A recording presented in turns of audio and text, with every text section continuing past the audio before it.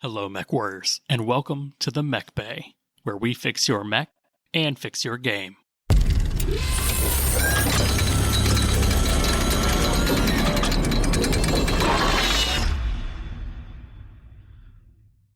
What's going on, Mechwarriors? I'm your host, Josh, and today we're talking about all the things from the bad times. That's right, we open a can of Jihad and discuss why most Battletech players avoid it like the thermonuclear wasteland it is. But first, as always, let's get some hobby progress, some hobby news, and some fan mail. Hi, I was promised I wouldn't have to be here, but I'm here. There's not a lot of room under the rumble seat. We kind of made you reconsider talking Jihad, didn't we? All right, so hobby progress-wise, Denham, because you didn't want to be here, let's have you kick it off. Well, I just got back from vacation, so I do not have much hobby progress. I did print out some of those cards from Steampunk Arena. Yeah, Steampunk Arena had some cards that he showed on the Discord. I printed some of those out, so I'm going to take them to the hobby shop, see how it goes for the new people. Show me. I'll describe it for our listeners, because I have no idea what you're talking about. Yeah. Oh, it's a little card that helps you go through your gator list for when you're setting up, like, you know, your gunnery skill and what the attacker did, and it's just got a lot of little dots on it that you mark off with a dry erase pen and then wipe it off for the next turn, so that you don't have to continuously calculate every single time someone asks you. It gives you something to do when it's not your turn, while you're waiting for other people to finish moving and or firing. Nice. So, and I also spent some time making up my company for Josh's escalation series. So I'm ready to start in there. And man, I picked some mechs with some equipment that I am just not familiar with. And I figured that's going to be the best way for me to figure some of this newfangled stuff out that came out in, 2008. Yep. You got to put it on the table and open the rule book. It's all brand new. I have sticky notes on my pages that say what pages of what source book it is, just in case I have to look it up real fast. Excellent. But I'm not your normal war game player, so there. You're special, and we love you for special. But that's my hobby progress. So I'm back from vacation. You're all charged up. I'm back. I'm back and ready to get back into the swing of things. Woo. Dustin, take it. I think all I've done, how do I say this for legal reasons? No, I'm just kidding. There is no Zon. So I made a thing that looks like a Zon, kind of, adjacent, a sculpt. It's a heavy transport. It's a fire truck. It's a fire truck. It does look like a fire truck with an MLL7 on the top of its periphery level art. And then I also made something that looks like a demon tank for fun. And I needed this on for my list for the Escalation League. And yeah, I didn't want to get a fire truck off the internet, so I made my own. What? You didn't want to buy a resin fire truck and then... This is a $45 1 to 300. Wait, what is the scale? Battletech officially 128 or 280 something? Whatever. Anyways. I think it's 286 or something like that. Yeah. Anyhow. Just had to be weird, didn't I? Just had to be weird. So I think that's it. A little bit of assembling tonight, actually. For the big game tomorrow? Good. For Infinity, but that's it. That's all my hobby progress. I'm sorry, did you say Infinity? Did I? What? I don't play other war games. Are you kidding? Did you say only tomorrow? No, not tomorrow. Did I say tomorrow? No. Yes. Monday. Hold him down, Denham. Hold him down. Hey, I'm playing Battletech with Tuesday with you guys, so. All right. I hear him say that. We'll see. I am temporarily a single man. My family is going on vacation. You. No, they abandoned you. Yes, yeah. So yeah, I'm free as a bird next week. So I'm going to play like 2 months worth of war games in 4 days. So 3 games? 4. I'm lining up 4 as best as I can. Dude, I have played, counting tomorrow, which I haven't done yet. I played 3 in July already, and I was on vacation for some of it. Whew. One day I'll ascend to that level.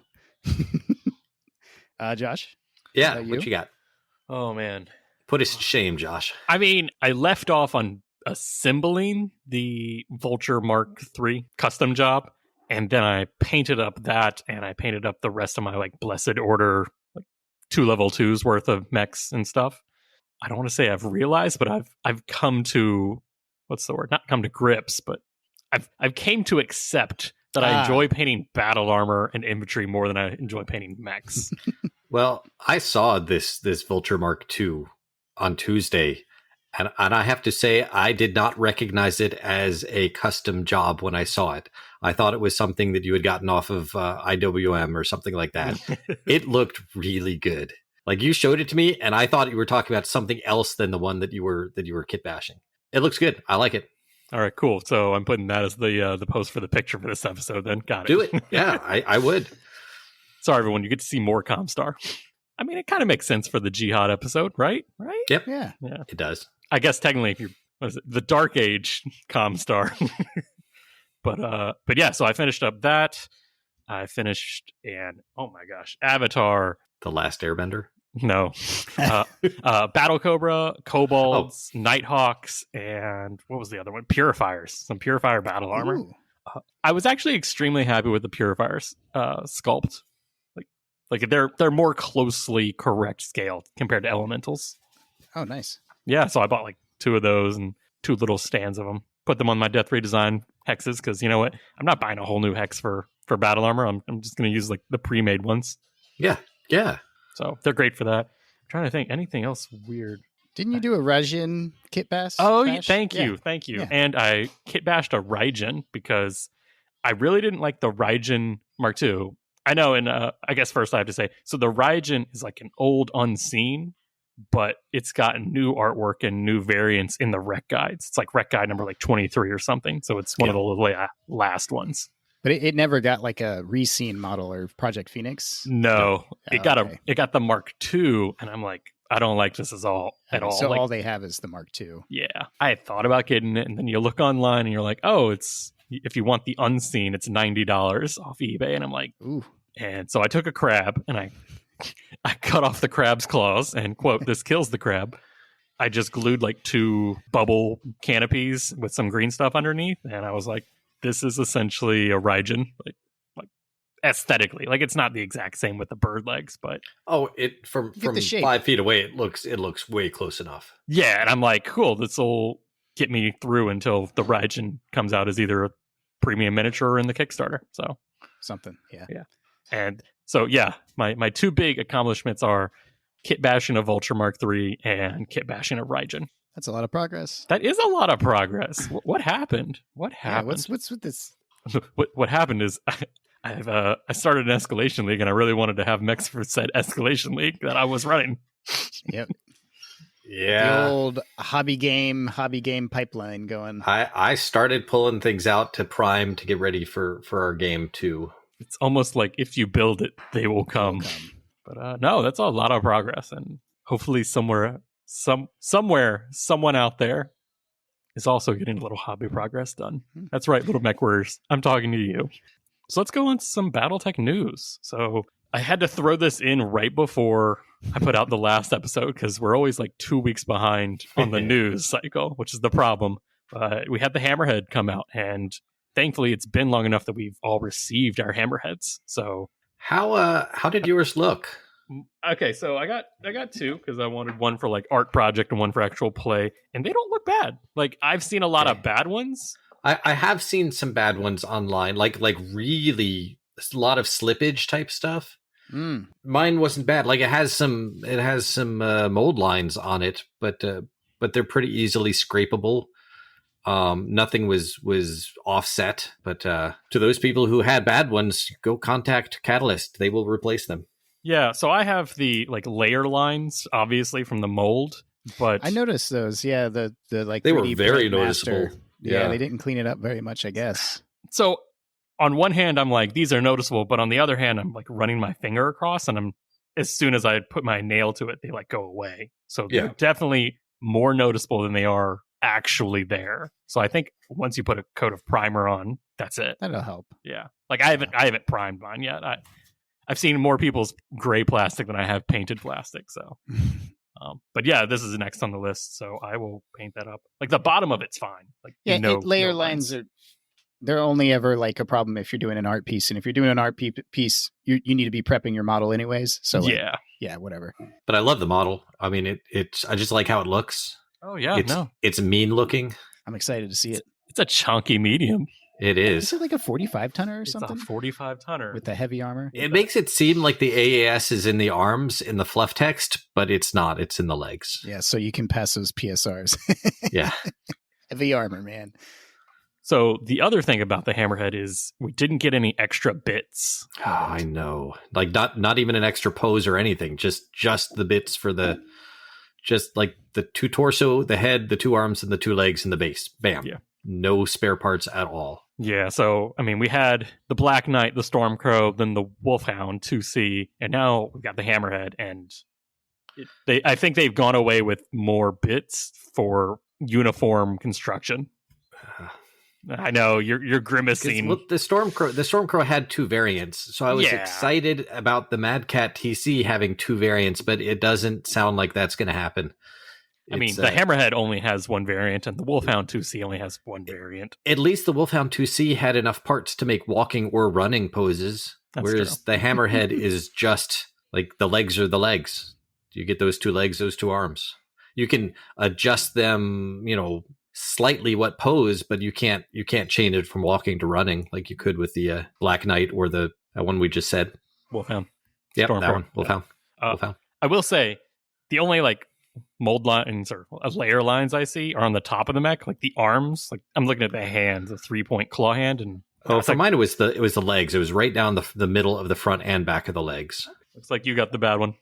Okay, but yeah, my arm's great. Like this arm was worth the premium miniature price. So now we won't be getting bits, but we can in future premium models we should be able to mix and match. So I feel like everyone's going to buy 2 and just have a whole bucket of premium hands and legs. I only managed to get one Hammerhead, but I did get 2 TCs. So speaking of, let's go to the next thing. So literally yesterday, let's date this podcast again.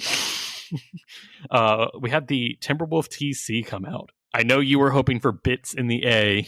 I just want him to include 2 different arms and one more a pod that had 3 medium pulses instead of an SRM6 streak. That's all. Like that's three tiny little pieces. That's all. That's all I'm asking for. Blake says no. Yeah, he did.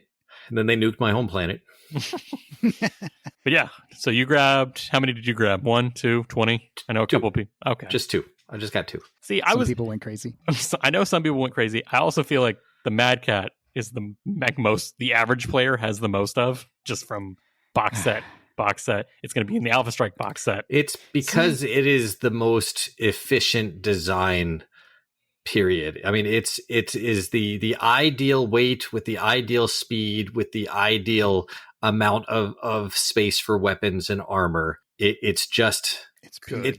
It's just the most efficient, which, of course makes a lot of new players love it because it's very powerful. And it makes a lot of experienced players hate it because everybody uses it because it's good. I was going to say it's because aesthetics, but Hey, I only have 1 sculpt because that thing is expensive. And I've been bachawing on a budget, man. And the Timberwolf is not on the grocery list. It is battle value wise. I mean, it's expensive, but is it 23 or 25 before upgraded pilot? I thought it was 27. It's a lot. The A is 27. Okay, I'm like, I think the only time I play against you, it's 27. Yeah, it's a lot, but it does its job. Oh yeah, Prime's 27, A's 28. Yeah, I know. Yeah. 4-5 pilot 27. Yeah, that's with the 4-5 pilot. You put a 3-4 in there, and we're talking like 3,400 just for that mech. Jesus, that's a lot of battle value. But yeah, so I'll be honest. I wasn't in love with the sculpt. Like, no, me either. But I wanted the parts. Okay, I'll accept that. I don't think the pose they gave it for the picture. I don't like the pose. I don't like the arms. Really, all I cared about were the weapon pods on the shoulders. That's it. If you bought this one, it was more because you could make it any other variant easier than the plastic one. I got it for parts in the future. That's what I got it for. The good old Mad Cat Mechbay project. Yep. All right. What's next? We have a release date for the new beginner box. And That is September 21st. I'll finally get a plastic Vindicator, a new sculpt. All right, so in that is the new Vindicator and the new, well, I guess I say new, Old.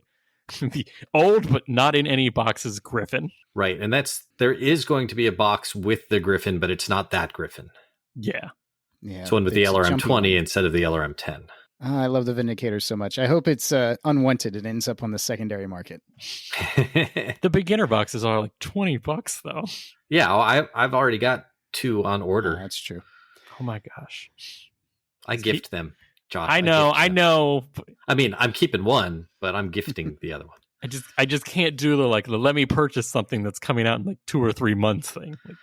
Oh, if only I couldn't, I would have a lot more money. I don't know if their maps or the other contents of the box will change, but we're getting new box art and, like I said, the new mech. So right, according to the back of the box that they showed with the Vindicator on it, the maps are the same. Okay, I will accept box conjecture as fact. All right, that's enough of me doing the news. Dustin, what news that is relevant to you came out? Yeah, so Empire Alone dropped. I have the book on order. I get the PDF just arrived. I'm slowly digesting a little bit of the PDF. I hate PDFs, but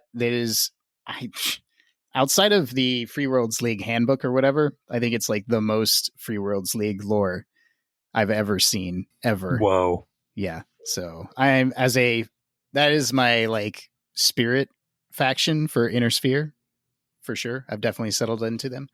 The Free Worlds Guards. So yeah, I'm very hyped on that as of recording. So this will be like 2 weeks out of date or whatever, but Empire Alone, it is the next in the trilogy, kind of covering the whole Inner Sphere and the Ill Clan shortly after the events of Ill Clan, if you're still needing to avoid spoilers. So I don't want to say that Clan Wolf is in everything right now, but how much Clan Wolf is in Empire Alone?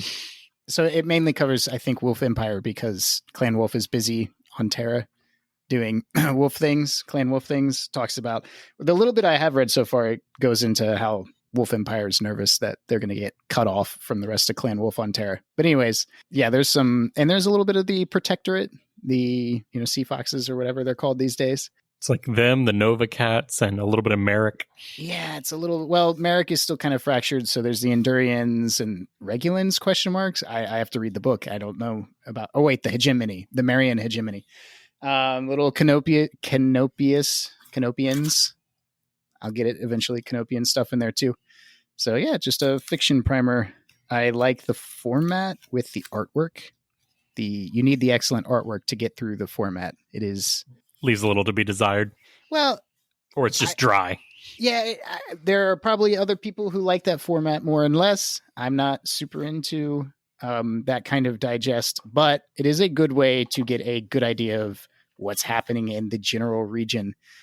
And it'll all tie into the books that, the novels. It is, I will admit, super cool when you read about a very specific character in a book and then you hear them mentioned in the, the zoom out source books that they do, like Empire Alone. Right. Like, that's the order in which I like to do it. Read the novel, then get the source book at the end. Yep. So, but it's got me fighting myself on the cover with nice. The wolves and the Merricks. But yeah, that's out. Go get it. I think that's it for news. All right, so we got a little bit of fan mail. Neil writes, hey guys, I'm working my way through the podcast and heard Denham mention rereading the fiction books from the beginning in the 2021 Merry Christmas episode. Is there a chronological list of these books somewhere? I'd really like to start reading the fiction. Sure, this is an easy one. I'll take it. All I did was I went to sarna.net and I typed in the search bar novels, and it came up with a page that lists all the novels in chronological order. Wow. It's a long list. There's a lot of fiction. I'll do one better, and I'll just link in the show notes the link we have pinned in the Discord server in the book club section that has the chronological list. There is that too. Yeah. Did that not come from Sarna? I thought it did. It did not. There's so multiple. You lied. Okay. There's also a spreadsheet on, I think that's pinned with in-universe publication or in-universe order, and the other one with real-life publication dates. So you could do either or. Right. Yeah. Spreadsheet. Pick your favorite novelist. But no, thanks for writing in, Neil. That was keep on reading. It's a lot. Yeah. Good luck. Start now. It's worth it. It is. Sometimes. Most of the times. 50% of the time, it's worth it every time. That is a different ratio because it's worse. All right, so let's talk about some games played. Denham, Mr. I get games in all the time. Yeah, I mean, you were gone. I've been on vacation. I did get a game in with my kids on my birthday the day before I left for vacation. That was a lot of fun. And then I went to the local store to play some Gaslands, but we played Battletech instead, and that was fun. Good. And then I played some virtually last night, and that was fun. And I'm going to play some more tomorrow. That's going to be fun. The one with my kids was one of the blind box draws. I happen to have some unopened blind boxes, so we played that. That was a ton of those are always fun. Every time I play those, I enjoy them thoroughly. And then the one on Tuesday, I got to play with Josh, not against him. Whoa. Yeah, I know. So we did 2v3. A lot of heavy mechs in that one. A lot of heavy mechs. It was a slow march from one side of the map to the other. Josh, I believe you had a Titan. I had the Titan, the one Titan made in the Succession Wars. Because you know what? So we let the opposing side pick all of their mechs and we would meet. And I was like, oh, yeah. And I was like, I need something heavy. And I didn't bring like the whole smorgasbord of mechs I had. I brought like my 12-man company. I was like, it's a Dark Age mech, but they technically have an intro tech variant, so I took that. It kicked some butt. Yeah, it did really, really well, and you didn't get it completely destroyed. It was salvageable at the end of the match, so the singular Titan does still remain. It opened up a Battlemaster's cockpit, and so that my Thunderbolt could just reach in there and squish the pilot into so much hamburger. That was a lot of fun. Nothing but hamburger. Was it 2 PPCs, 6 medium lasers, 5 SRM4s, and an SRM6? I'm like, yes. No mech needs that much. I think I would have taken 2 or 3 of those SRM4s and put Inferno ammo in it. It only has 2 bins of ammo for the SRMs. Wow. Oh, wow. Yeah. Well, then in that case, I would have done 5 SRM4s regular, and the SRM6 would have been Inferno. Okay. All right. But yeah. It was definitely, Jesus, that's a lot of SRMs. Oh, man. When you started rolling, we're like, let's do Josh last. I did not get as many thrower crits nor headshots with that as I thought. The math was not on my side. It just means next time you're going to get way more than average. But yeah, got to play a returning player, Neil.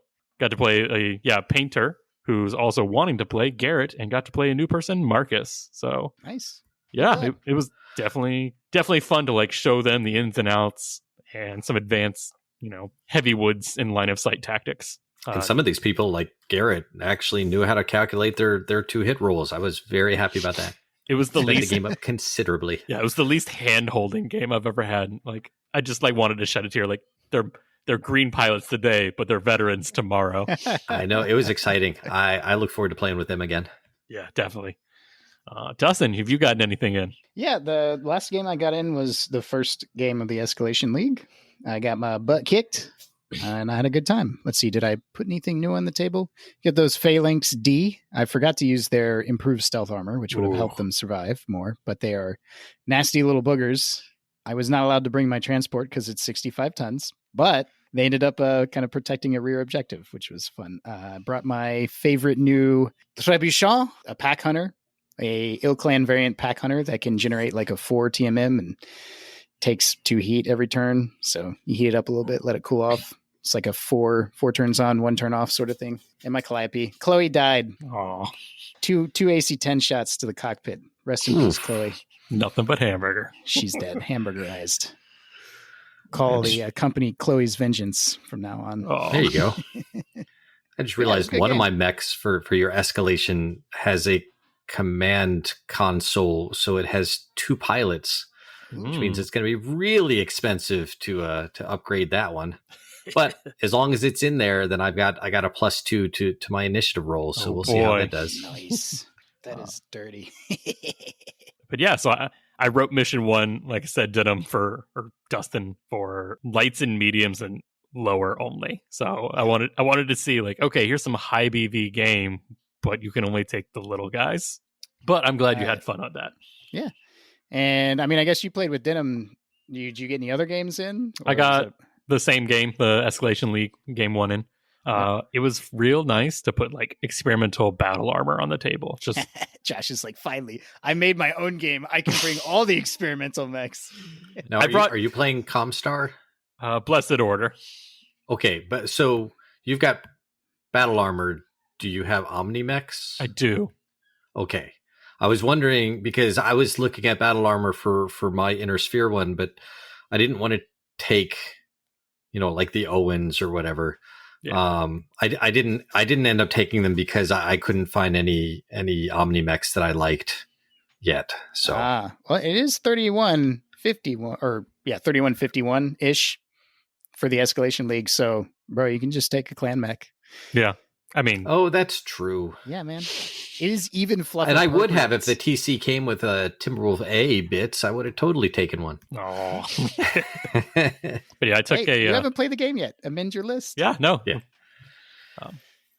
But I took an Uller, Battle Cobra, the Raijin, and 2 units of battle armor, Some Hurricanes, and like I said, the Purifiers.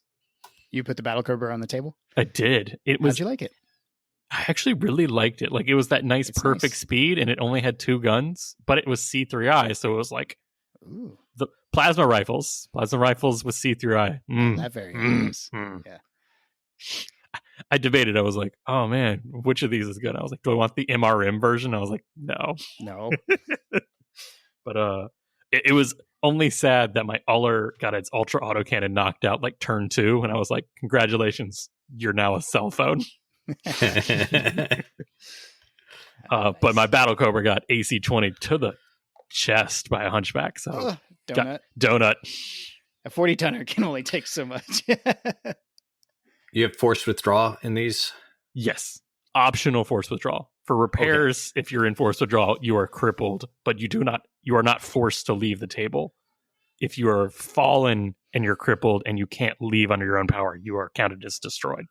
I just meant like the Uller only had 1 weapon, right? The Uller was crippled. Okay. It had a ER medium and ER small. Gotcha. That would be a 7 technically within. Yeah, that's 5 damage, right? 7. 5 damage or less, right? Anyways, right. It's 5 damage or less at 5 hexes or less.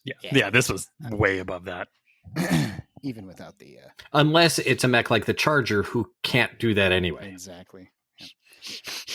But not a rules episode. Yeah. I have it in there. What I count as? Yeah. Shall I quote the rules I've written? Just link them in the show notes. I don't know if I'm ready. Maybe. Should I link like mission 1 for people to play it? 100% you should. Follow along. Okay, fine. I guess because, the episodes are actually the alternate weeks. So every episode I can link episode missions. I mean, I'm okay with that. So much work. Yes, so much work, dude. So much work. Speaking of, have to edit. Yeah, right? Look, I either get games, I get painting, or I get an episode out. That's true. You pick, listeners. I could be on the beach right now. Drinking my, what is it? Oh, God. What's the triangle beer? Come on. Alicorn calibration beer. Oh, I don't know. I have no idea. Yeah, don't worry about it. I'm a quadruple C cider person myself. All right. It's the they got their pumpkin spice hot dog cider coming out. God. Was it Tembiki Dark or whatever? That's what it is, Tembiki a billion Dark. Times in Mechwarrior 5. Oh, I've got some Tembiki Dark for you back at the hangar. Oh, Lord of mercy. Can we get a different beer? No, they only bought the rights to 1 beer. Hundreds of planets. 1 beer. There's an entire planet of beer, and they just all go there and all get one supplier. Tembiki Dark. What is it? It's the Bud Light of beer. There, it's it's in lore. It's supposed to be really nice. Right. But yeah, but it's also like Lost Tech lost all the IPAs, and you've got the one. I don't even know. Anyways, so let's move on to some upcoming tournaments. Dustin, why don't you kick this one off?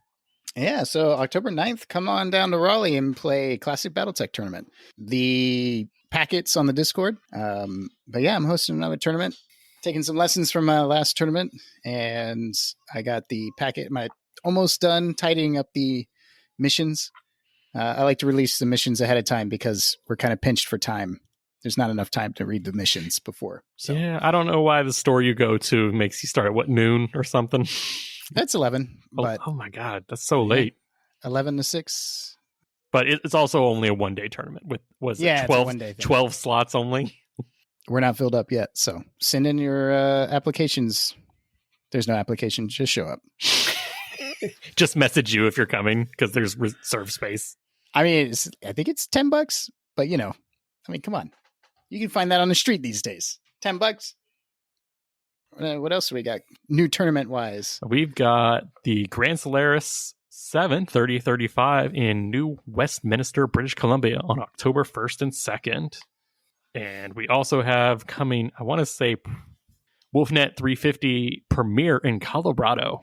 And that should be, what is it, the 16th? Yeah, July 16th. Wolfnet has a sellout in Colorado? Yeah. All right. Sweet. Yeah, Josh, I think you and I were invited over there. Yeah, plane tickets nowadays. Right. Good luck leaving the drop ships get expensive. Yeah. Jump ships are charging a lot these days. So yeah, we local now, boys. That's right. All right. Does anyone have anything else? Battle Force tokens got released. We wouldn't just wait and talk about that when they arrive and I have a chance to look at it. Does anyone care about the Battle Force tokens? What are you talking about? You know what? I'm not saying anything, but I've had so many messages on the Discord. Yeah, sure you have. Stuff. Sure you have. I've seen zero of these messages. Are these Battle Force players in the room right now, Denham? Yes, one of them is. Anyways, let's take a quick break to realign the HPGs, and then we're going to talk about thermonuclear warfare after the Civil War. And now for some store news. Fortress Miniatures, as the exclusive seller of Stratos Minis, has 39 brand new tanks to help make your table full of combined arms. They were also able to pick up a handful of the Timberwolf TC Premium Miniature, so if you were overseas or couldn't get one at a fair price, Rob has some clan tech waiting for you. And Ares Games and Miniatures is now carrying all the miniature stand-ins for Cav strike operations, so you can get all of your combat assault vehicles, tanks, and other walking forms of destruction for either that or your other favorite sci-fi universe. Also, Ares is hosting the bid for a Timberwolf prototype painted by Camo Specs Online Bushido for the Melissa No fundraiser. Check out Ares Games and Miniatures Facebook for info on bidding on that miniature. Well, hello there, Rise Star member of the Scientist Cast. I'm Scientist Etienne Balzac. You may remember me from the Jade Falcon's genetics program. If you're hearing this message, that means you've been identified as a critical thinker. Do you chafe at the yoke of the warrior caste? Do you know the perversion of Kerensky's true vision? Patient but strong currents pull the culture around you and I. Some say that we are limited by the technology of our time, but we at the Scientist Cast know it is only our imagination that is limited.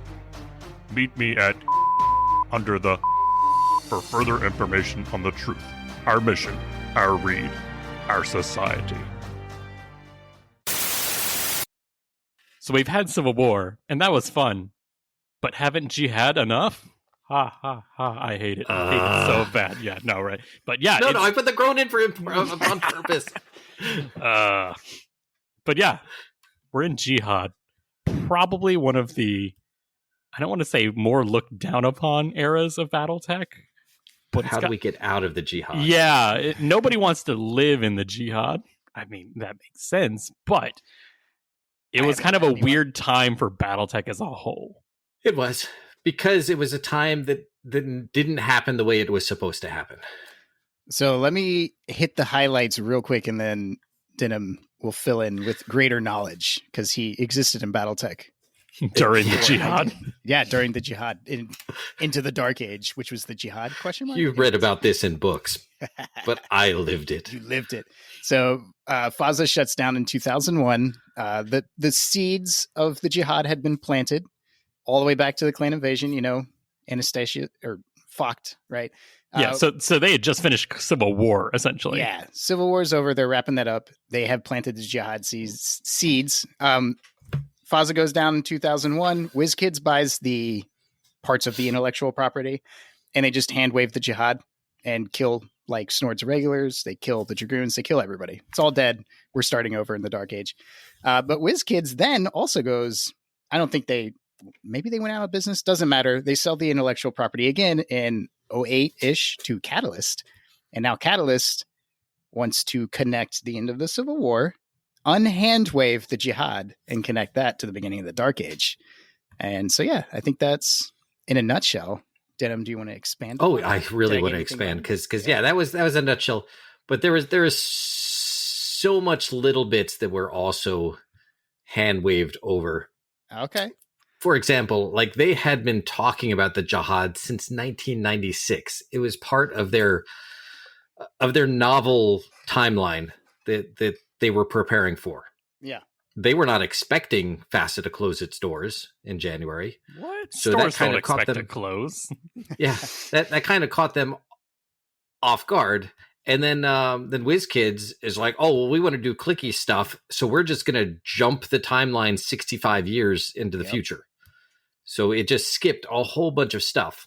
And then when they did finally get the IP back, they're looking at it and they're like, well, normally we go through all this stuff with novels and everything, but WizKids has already spoiled the ending and already touched on key things that we only had in outlines.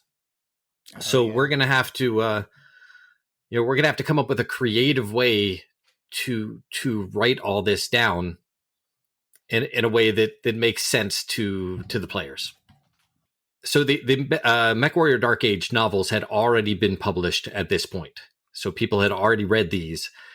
And the Jihad source books came after that, but trying to tie the Civil War to the Dark Age together. And they didn't want it to just be some dry, here's a bunch of facts and timelines. And they also didn't plan on releasing them as novels. Although on the novel side, what they had decided was to make a short story at the beginning of the first Jihad source book, but leave it as a cliffhanger and then continue the story in, what was the name of that website? On Battlecore, they were going to have all that. And they sort of did. They ended up with like 6 or 7 short stories that were supposed to be tied together, but they never actually finished publishing them all. Oh, no. And they all just kind of got lost to time. But to make it even more confusing, what they decided to do with the source books, the Jihad source books, was release it as if it was a series of news reports, which meant that you got a lot of that the timeline wasn't smooth. They kept jumping back and forth between years. The stories didn't make sense because some of them contradicted each other on purpose. They were trying to make it so that people would get these and read them and try and piece together the actual events that happened, with a couple red herrings thrown in. And really all it did was just confuse everything. They released so much information that then they said, oh, everything in here is just speculative, so it's not actually canon. So have fun with that. It just made a mess of everything, and it was gross. Yeah, in an attempt to prepare for attempting to do the lore, which we're not going to do, of the Jihad, I do have a physical copy of like Jihad hotspots, 3076 or something like that. And but that's just one piece of the puzzle. Yes. Like there's the Blake Ascending, which is the Jihad, the first 2 Jihad source books. Yeah. And then you've got the Hotspots 3072, the Hotspots 3076, the Secrets, the Blake documents, which have a lot of really cool things that are not officially canon because they're just in-universe rumors. Wow. And then you've got a couple more hotspots, like for each of the major cities or planets of the different houses. Mm-hmm. And then you've got the Jihad Final Reckoning, which is the last one that's supposed to tie it all together. But at the end of it, because I did read most of those over the last few months, and it's just a mess. I was going to say there in the 3076, there's a little ticker at the bottom that says this happened on this date on this month. And that was like, I was like, this is what I need right here. I'm going to read this. All right. That's good. Look at that. Dao Xin Liao got born. Cool. Yeah. But we, those who read the Dark Age novels already knew that. Yeah. So all the cool stuff that you get with novels is just gone.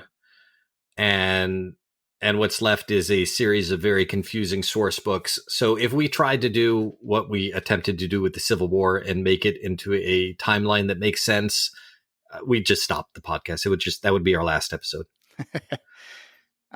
So I guess we're not going to cover a bunch of, we're going to do the two major factions, right? Yeah. So me personally, when I think Jihad, I think Word of Blake and the Society. Yeah. So we're going to quickly touch on essentially what I'd consider the new players and main focus of the Jihad timeline.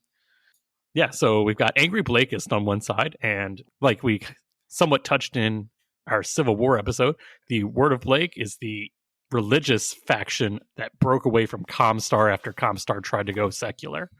Yeah. Now, thing is, Word of Blake isn't all like everyone's crazy at the same level. There's levels of fanaticism. You've got, yeah. And More there's actually 5 different flavors of religious fanatic held together by essentially just the fact that they're not Comstar. And unfortunately, when you get that, you've got a recipe for war crimes. There was a lot of that in this Jihad, like way more than I thought should have occurred. Yeah, you gotta kill everybody somehow, and thermonuclear war is how you do it. And actually, the thermonuclear war wasn't even the biggest one. I mean, it was like the chemical stuff, the plagues that they released, and I believe on mad cow disease. What was it? Which one is new?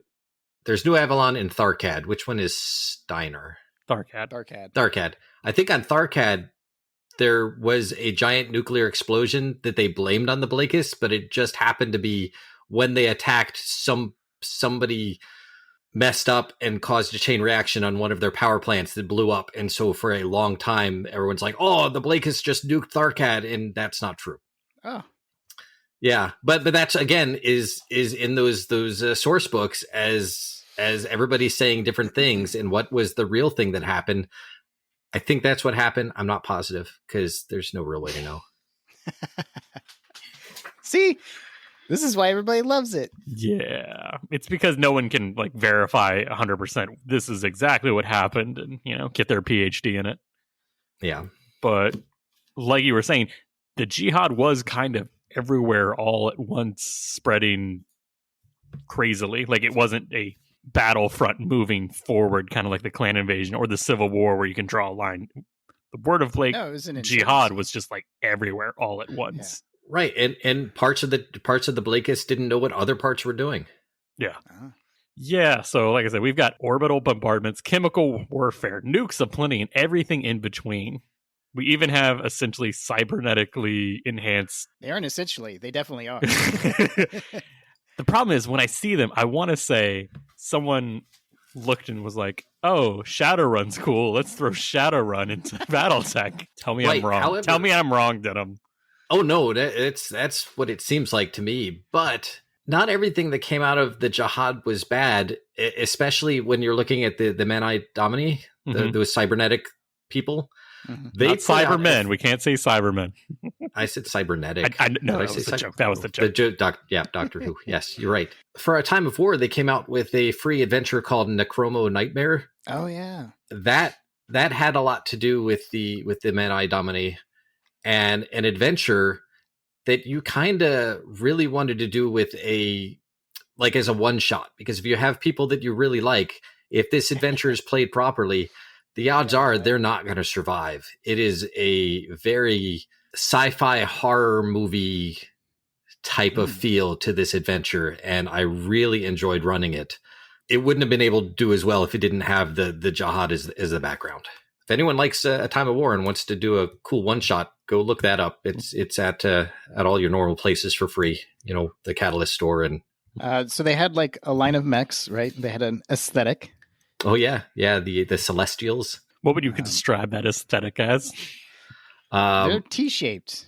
I was going to say pointy. They're very pointy. Yeah, pointy, like meant to be scary, but more pointy. Yeah, angles. It's like a lot of angles. It's like if the shapes from those kids shows like were to come alive and be scary with giant triangle man. If I do it all over again, or if I was playing BattleTech at the time, I'd be into the Celestials. I am a sucker for like an aesthetic like the Dark Age. But remember, like all this stuff was released afterwards. Correct, Dustin. It was released after the Dark Age. Yes. So even by the time you got the Celestials, we've moved past that by a long shot. Yeah, which is another. Who wants to go back in the timeline? Most of us want to go forward, which is a tough place to be for the Jihad. I think that's probably why so few people played in that era. You skip to Dark Age, which is literally what I did. I played my intro tech, going way back years. I played my invasion, a little bit of Civil War stuff, and then skipped right to Dark Age. But yeah, the other thing is they shared a lot of tech with Comstar during this era because there was so much intelligence warfare going on that the Blakeists were stealing what Comstar was developing, and the Comstar was kind of like taking whatever they could find from the Blakeist and reverse engineering or finishing building that. So yeah, it's really messed up, but it's like it is what it is. It's a lot of, hey, we need to get from point A to point B. How do we do that efficiently? It doesn't have to make logical sense. We just have to get the story to line up with these key current events. Yeah, they were go. Literally connecting the dots. Yeah, thanks, I hate it. What they had to do. Yeah, it doesn't feel natural, or it doesn't flow at all. So it's just, in general, it leaves a bad taste in my mouth, except for like Necromo Nightmare, stuff like that. The little bits and pieces that came out that were just so good. So there was a little bit of the Blakeists, and then the clans were doing things during this era too, right? Yeah, because we can't keep the clans how they are. We gotta mess those up to fit the factions in Dark Age. Yeah, the scientists can't just be second fiddle all the time. So they make you wouldn't believe it, but did you know that the clans, they live in a society? And by them, I mean specifically the scientist cast. So I feel like for the last couple hundred years, everything's just been focused on clan warrior. And what are the rest of the clans doing? We got warrior, and then I guess others. Yeah, there were other people keeping the machine going. No. Believe it or not. No. Inventing the mechs. No. Laboring, building buildings. What? You mean managing the entire eugenics program of all the clans? Yep. Hey, if they want to be in charge, they just have to beat a few people up, and then they can be in charge. Just declare a trial. But yeah, so the society is essentially the secret organization within the clan scientist cast. Like, not every scientist is a society member. Right. It's definitely shadow ops stuff. Yeah. Yeah. But the ultimate goal of the society was to supplant the warrior cast as the leaders of the clans. Because you know what? Those warriors have been doing it long enough, but they weren't really getting anywhere. I mean, they couldn't even invade the inner sphere. Couldn't even beat, Comstar. They're developing tech. They're kind of steering the clan's research and development from like behind the curtain. Yeah, puppet master style. Yeah, I mean, it kind of makes sense. What's that? You invent the thing that the warriors are going to use, so you can kind of steer them on. Oh well, I'm going to give you this weapon that you will depend on, while I keep the good ones for myself. Yeah. Right. So the really smart guys are able to convince the really strong guys what to do without them knowing that they're telling them what to do. The nerds are telling the jocks what to do. No way. But yeah, they kind of get going because, there's a whole bunch of wars of reaving going on. And, well, that's a great time because kind of clan way of life is kind of being, what's the word, in question. And what's the most questionable thing? Oh, the guy's running it behind the show. Yeah, so we get rid of a few clans and we kind of get a few new ones-ish. Yeah, sure. But yeah, so they've got a lot of tech. The Blake has come out with a lot of tech. Everyone and their mom are coming out with brand new tech in the fires of the Jihad. So why don't we talk about the tech and kind of look at the era from that. Yeah. Okay, because this is something that I do enjoy, is new stuff. New stuff. And in real life, introducing the Jihad actually introduces the extra stuff they added for the Jihad and like the Dark Age stuff, right?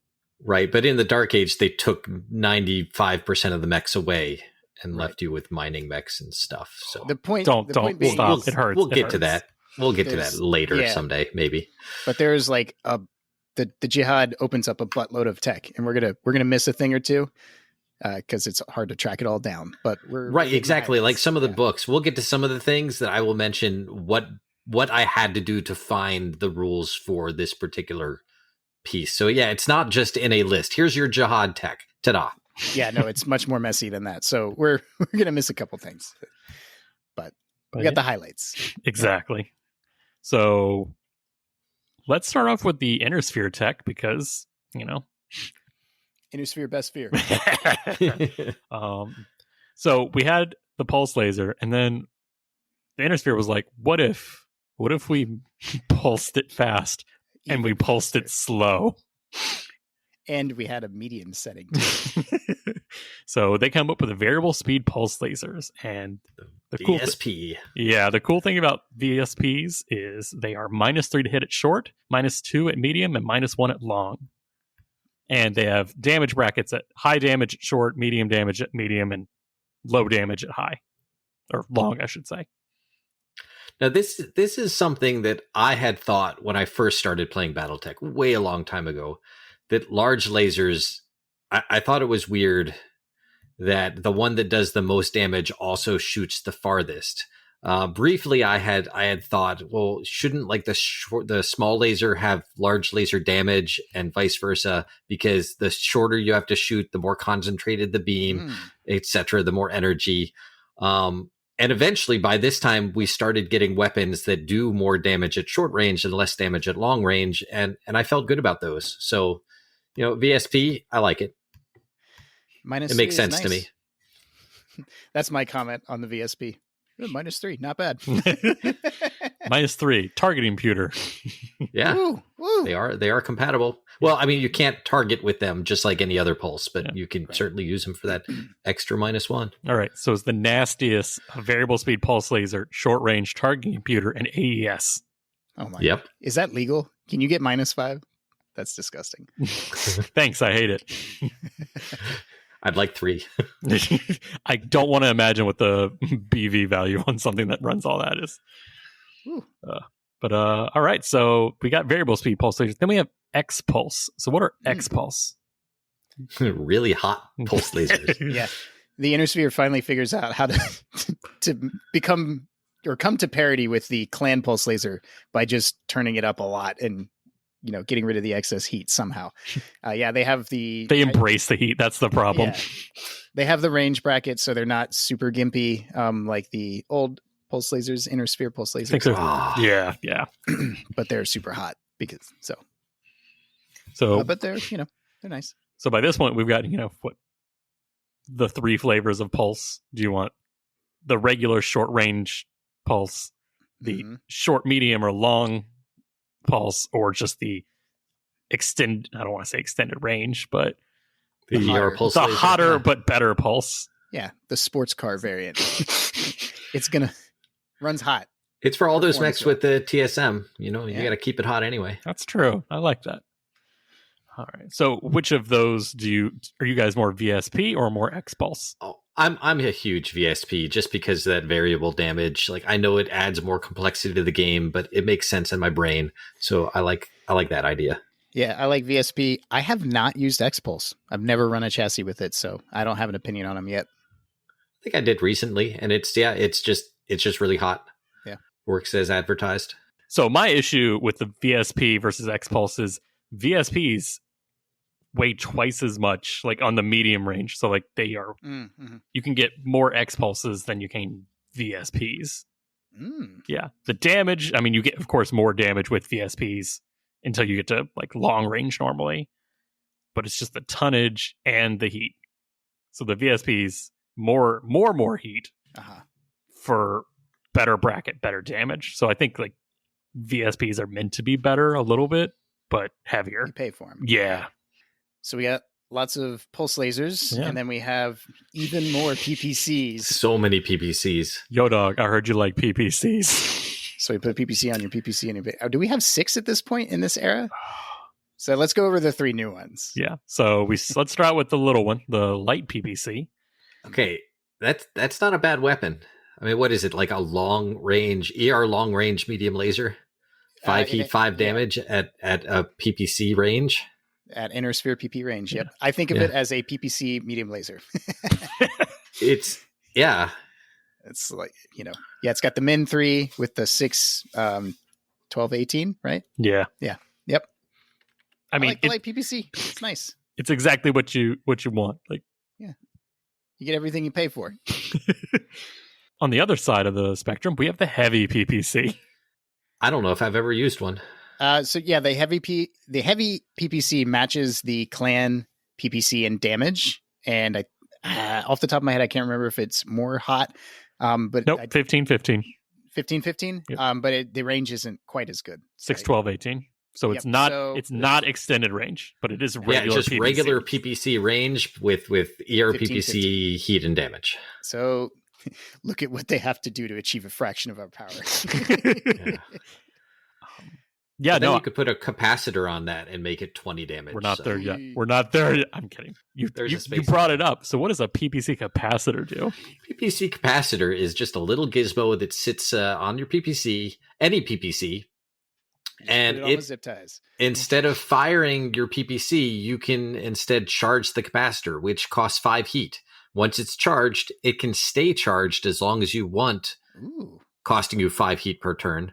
And when you decide to use it, it adds 5 heat and 5 damage to whatever PPC you're firing. So the light PPC now does 10 points. The heavy PPC now does 20 points, with a little bit of extra heat. But if you roll a double 1, it does overload. And if you get shot in it, it does overload. So it has its problems. So I prefer the heavy PPC personally. Like, it's just a better PPC if you've got the heat sinks. But the capacitor is real nice for when you really just want to hit something with 20 damage on it. Right, but you can only fire it every other turn. Yeah, but I mean, you're paying for the heat anyway, so you're kind of volley firing. Imagine that on an awesome. Exactly, I was going to say it's designed for, like, there's a 3 heavy PPC awesome with capacitors. So you're not firing them all in the same turn anyway. So you just have some charging while others are firing.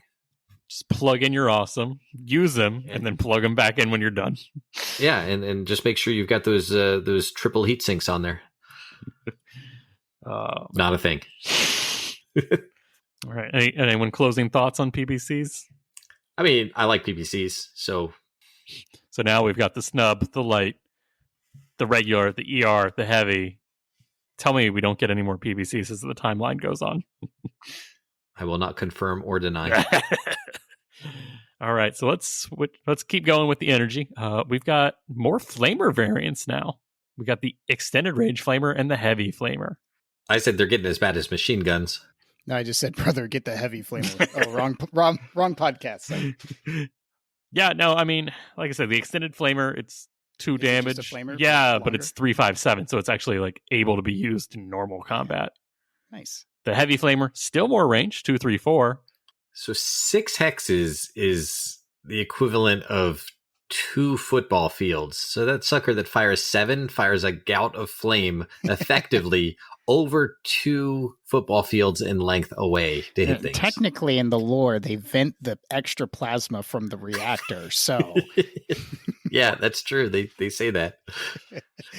But it is that awesome. Screams as it's doing it, like, oh, yeah. Well, hey, if the fire starter's got gas cans on his shoulders, I'm gonna head cannon the flamethrower that's going 7 football fields or whatever, because that's cooler. 2 football fields. 2 football fields. Yeah. There we go. 2. But you said 6 hexes is 2? 6 hexes is 2 football fields, and it's 7, so it's slightly longer Dustin, than 2 why don't football you listen? fields. I don't know why he doesn't listen. But yeah, these are fun. I actually don't see these on a lot of mechs. Like, I think just I've never put them on the table. I think a lot of it is because we don't see enough vehicles or infantry.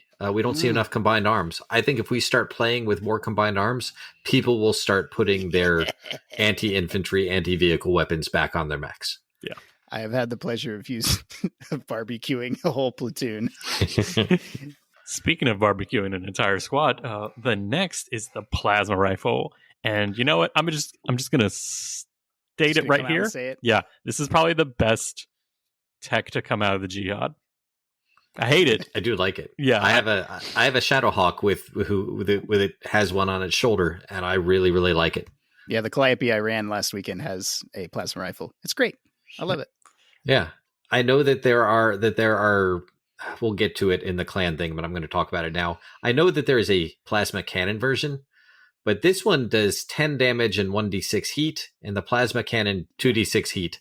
I would rather have the damage and heat rather than just heat, personally.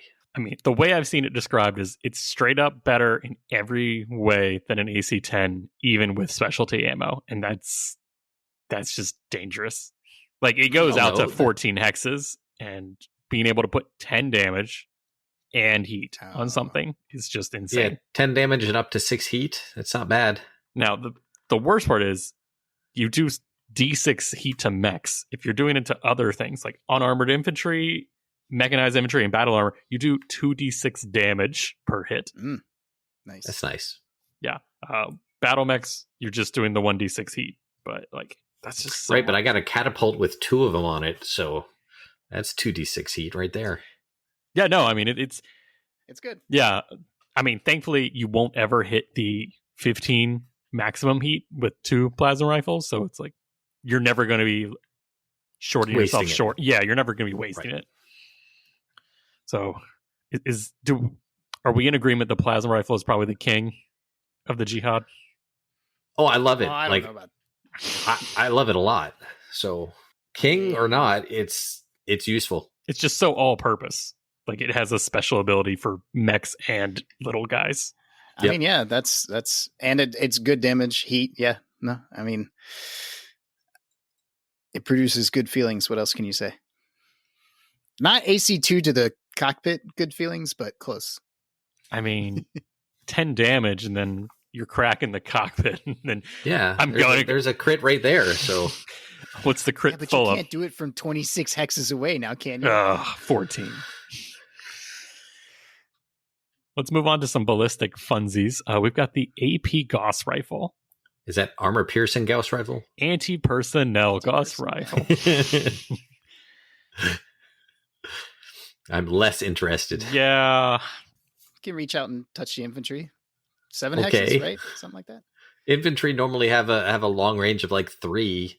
Yeah. I know there's some LRM variants, but you don't need Gauss rifle ranges to take out infantry, in my opinion. For what it's worth, I've never used AP Gauss, so does it do special things against battle armor? I don't think it does. So send us your fan mail if you've ever used AP Gauss rifles. So the problem is I have, but I've only like used them normally, like against a mech or something. No, like they are pretty much battle armor sized. Like they have a range bracket of 369. Have 1 heat, so you can put them on. Oh, these are meant to be mounted on battle armor? They can be, or they can be put on mechs. I've seen them on mechs. I've only used them on battle armor. Okay, it sounds gross on a mech. It sounds awesome on a battle armor. Yeah, I have... Gross in the bad way, not the, like, naughty way. Gross isn't dumb. Oh, there it is. 2d6 versus infantry. Woo! Spicy. Yeah, I want that on my battle armor. That'd be awesome. Yeah. So I guess this is better than a machine gun, then? Yes. Yeah, because now you're 369. On the flip side of that, you've got the silver bullet Gauss now. Is that an LB10 Gauss? LB15 Gauss. LB15 Gauss? Oh.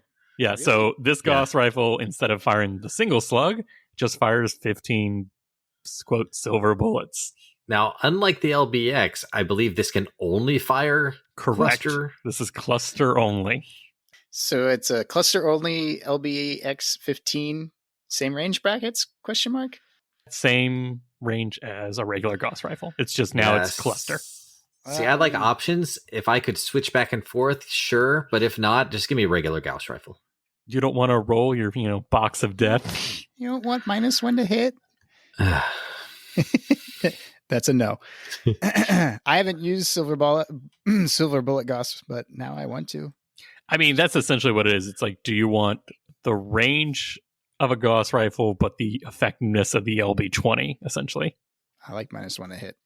Yeah.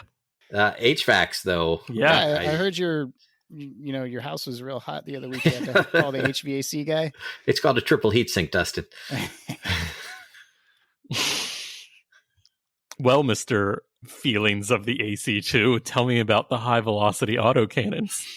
I think they're pretty similar to regular ones. They just fart out a smoke hex and they blow up sometimes, right? If I remember correctly. I've never used them, but I did read the rules once. But Dustin, tell me about the range of a high velocity AC2. Is it more? It's 10, 20, 35. Oh, whoa, 35. Whoa. Oh my God. Dustin just found a new favorite weapon. I got to try these out now. But they do something. Don't they like explode on a snake eyes or something or jam? Yeah, you can't unjam them I just didn't know they reached out to 35 hexes on the HVAC too. The 5 reaches out to 28 and the autocannon, high velocity autocannon 10 reaches out to 20. Are these in the Battle Mech manual? I don't think they're in the Battle Mech manual, which is why I think I don't use them. Because I mostly tactical operations and tactical handbook. Yeah, so this is why I haven't actually used HVACs, because let's be real, we play out of the Battle Mech manual. I could have brought them for escalation. What was I thinking? But here we are. Let me just sit back 4 map sheets away. What's the weather over there? I don't know. I don't know, but I'm getting hit with fire, Captain. What's all that smoke on the horizon? Yeah. Feelings, long range, to whom it may concern next year. Long range feelings. All right. Then we got machine gun arrays. Machine gun arrays is one of those things that was an optional rule. I think it started off as a house rule or went to an optional rule before it became an actual thing. Ooh. So this is something we used quite a bit back in the old days before it was, quote, official, unquote. Yeah, so essentially you get to select if you want all of your machine guns to be linked and you fire and then cluster roll rather than roll each one individually. Because now the ones that hit will all hit the same location. Right, and they also use more ammo, I believe, so it actually gave you a chance to run through some of your ammo. Yeah, 200 rounds of MG ammunition. Yeah. We overclocked the machine gun. So yeah, I think the big takeaway for the array is like pinpoint damage. Yeah. Instead of, if you have 15 machine guns in your battle mech, you're going to be rolling those. It's like a SRM situation at that point. Yeah. But yeah. I mean, no, that's essentially what happens. They put the Piranha with the 12 machine guns. Then they put the Piranha with the machine gun arrays. The only problem is you can only link 4 machine guns to an array. Oh, really? Yeah. Oh. So the more you know. The more you know. I threw this in because I consider it ballistic and not energy. Let's talk about the B pod. Yeah, this is what you slap when those little boogers are crawling all over your battle mech. Yeah. So it's the anti-battle armor pod, because everyone realized in the Civil War, everyone has battle armor now, and everyone hates fighting battle armor. Right, because I think A-pods do nothing to battle armor. A-pods only do against infantry. Infantry, yeah. Like conventional infantry, yeah. Yep. So yeah, just like A-pods, B-pods, importantly, let you defend yourself in your own hex, which mechs cannot shoot their weapons in their own hex unless it's B-pods. Or maybe some other obscure thing I don't know about. Yeah. But so they can be fired even when you are shut down, because it's just like a push button for like one-time use, because they are one-time use. Yep. So no matter what, even if they've somehow knocked everything out, as long as you have the ability, as in the crew is still alive and conscious, you can deploy, and they do 20 points of damage in 5-point groupings. So the Aztec goes up to the head tech, and they're like, why don't we just strap claymores to the ankles? That's still only enough to, if it's an untouched clan elemental, standard clan elemental star of elementals, still only enough to kill one. That's why you see like at least 2. I don't think I've ever seen a mech with less than 2 B pods. They stick one on each leg. Yeah. Right? Okay. Yeah. Well, that's better. Better. I think you can kill 3 then. Look, at that 3 point, is better, 2 is better than 5. Come on. I'm reducing as many toes as I can before they come screaming into my cockpit. But yeah, so they only do 1d6 of points of damage to conventional infantry. I don't really understand why. Like, I know there's a reason, and I've read it, and I just don't. If you can kill the guy in the suit of armor, you can kill the guy without the armor. Yeah, and if they explode for 2 points of damage. Hooray. Yay. Hooray. But that's 2 pilot damage, right?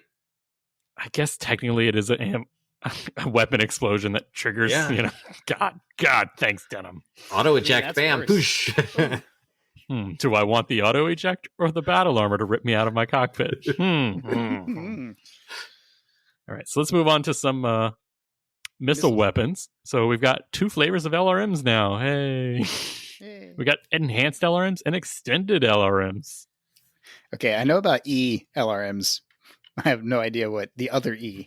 So extended, I've used those. Enhanced, what is enhanced? So enhanced is, we saw clans don't have minimum range, and we tried really hard to not have minimum range, and we got to 3 hexes of minimum range. Oh, right.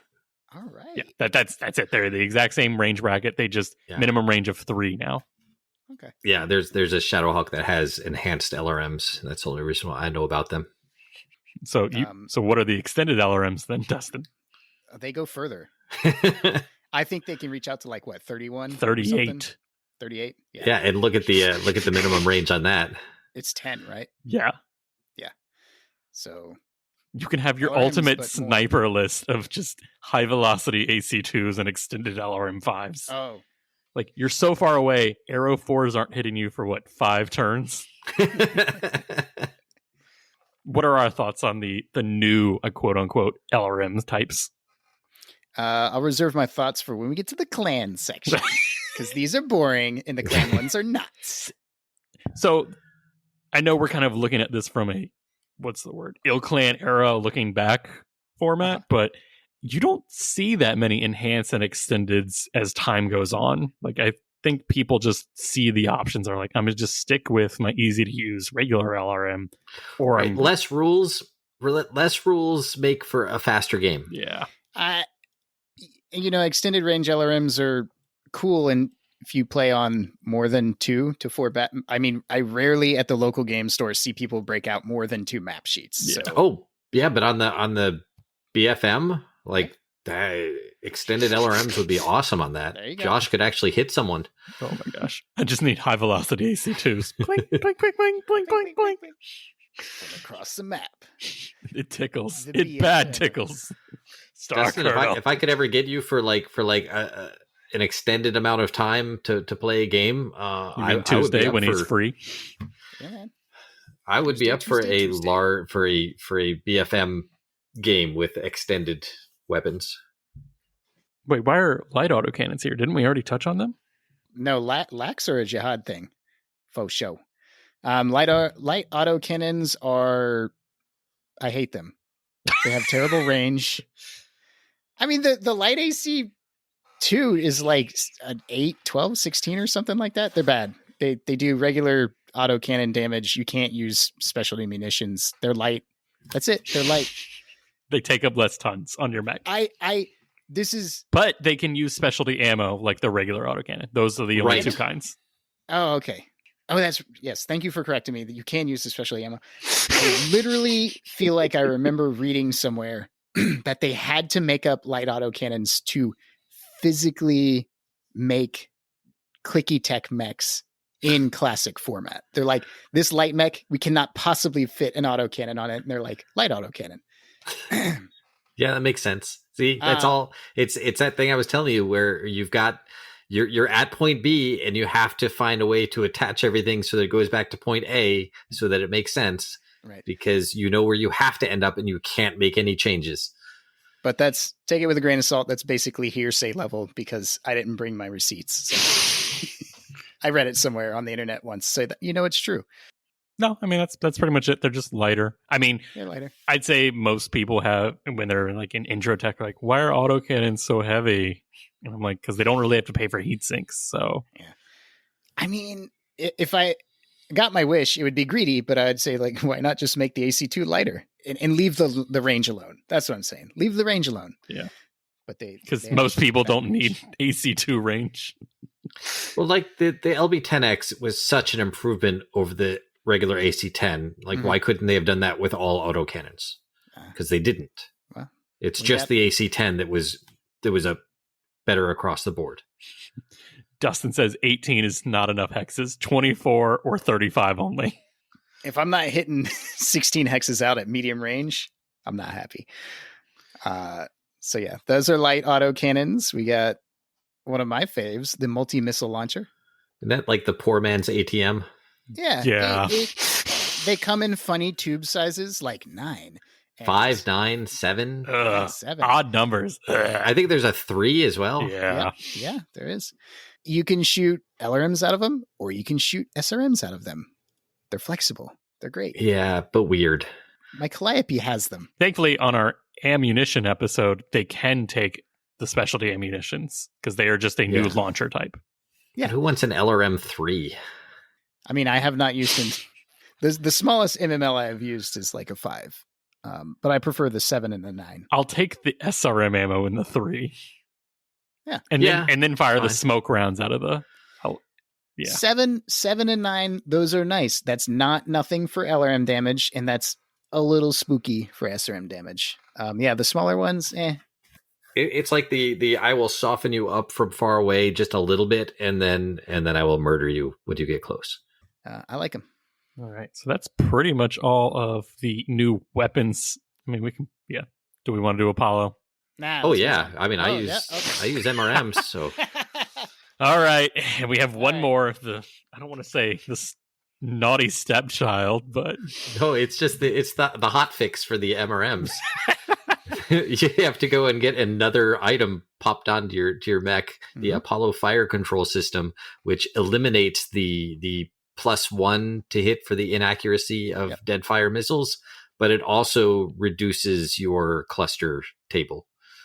So you hit more often, but you hit with less missiles. Why can't they just make things better? Like just better. Just better would be good. I mean, are MRMs that scary that they can't? Apparently. Yeah. I've used them. They're not. I've used them against you, and I agree. I mean, never hitting is not scary. So that's the Apollo. And with the Apollo, that's pretty much all of the Inner Sphere new stuff. That's specifically Inner Sphere. Right. That we could find and we're verify. gonna miss stuff. Yeah. All right. So let's talk about the new clan items. Oh, yeah. We talked about heavy lasers. And like the theme with everything Jihad is we made a different flavor of it. We have the improved heavy laser. Yeah, I mean, they just got rid of the -1. Yep. So they're not pulse lasers, but they do a lot of damage. And what are they, hotter? Are they heavier? They're probably heavier. They're same range, same heat, same damage. Yep. The only difference is you don't have the -1. Nice. So yeah, they're improved. See, you were just saying, why can't they just make things better? And they did. I mean, it's probably not better in the planning phase. I'm sure you pay crits or weight, but maybe you don't. Nope. I think you do. It is one more crit. Nope. Okay. Nope. Same crit. Same crit. Oh, okay. More BV. You pay something. You pay 52 more BV. That's it. There you go. There's the difference. You don't get anything for free in this universe. I'm 90% sure they explode now. No, they do. Okay. They do. Yeah, but the original ones exploded too. Yeah. So they're the exact same, just better. Yep. Anyways. So they improved the heavy laser. Could they improve the tactical missile launcher? The advanced tactical missile launcher? They could, and this would be done by the Society. The Society. Yeah. The Streak ATM with 2 new ammo types, that one? Yeah, there's a reason why that's like all still experimental. Now the Streak thing though, you get a lock, you don't have to fire it. You can wait a turn or 2 or 3. What? But you still have to keep like rolling for the lock. but you don't have to fire it immediately. And then the 2 new ammo types are just an EMP ammunition and an Inferno round. Yeah. So the Mag Pulse from TAC Ops and Inferno ammunition improved. Yep. Has anybody used IATMs? Oh, it's no, a big not me. society thing, right? Yeah. Yeah. Well, you had to go to the Wars of Reaving source book to get the stats. Like, it's not in TAC Ops. At least I didn't see it in TAC Ops. Yeah, you had to go to its own special different book. Oh, okay. Yeah. See, this is why nobody ever used them. Oh yeah, there's quite a few things in here that are just you're not just going to find without some heavy digging. Yeah. AK the entirety of the Jihad. Yeah. But yeah, when I think improved ATM, I think the Turkina Z, which is 4 improved ATM 12s, and that's like, yeah, it's that is almost 4,000 BV before pilot. Well, if you ever use it, let me know how it goes. It's hard for me to like describe how strong that is. I mean, I've used regular ATMs, and especially with the high explosive rounds. Yeah, because you can fire them indirect, you can lock on, you can special ammunition. Like, the easiest way for me to describe it is the Turkina Z in Alpha Strike has 15 damage in short. Like, yeah. Wow, that's a lot. That's a lot.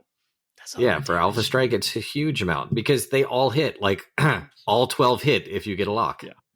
And you've got 4 of them. All 12 hit, and each one does 3 damage in short range. In groups of 5. That's a lot. I mean, I ran like 2 ATM 9s, I think, on my Warwolf or something like that, and was doing like 54 damage, if both of them hit. And that's not with the streak stuff. So, yeah. Short range.